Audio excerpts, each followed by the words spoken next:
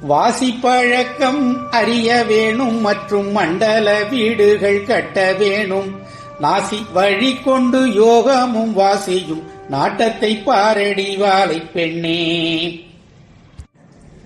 எரியுதே அருவீட்டினேலே அதில் எண்ணெய் இல்லை அமிழ் தண்ணீர் இல்லை.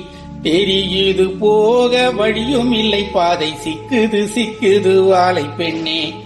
முச்சுடரான விளக்கினுள்ளே மூல மண்டலவாசி வழக்கத்திலே எச்சுடராகி அந்த சுடர்வாளை இவள் விட வேறில்லை வாழை பெண்ணே. சூடாமல் வாழை இருக்கிறதும் பரிசித்த சிவனுக்குள்ளானதனால் வீடாமல் வாசி பழக்கத்தை பாரு நாம் மேல் வீடு காணலாம் வாழை பெண்ணே. வீடாமல் வாசி பழக்கத்தை பாரு நாம் மேல் வீடு காணலாம் வாழை பெண்ணே. மேல் வீடு காணலாம் வாழை பெண்ணே.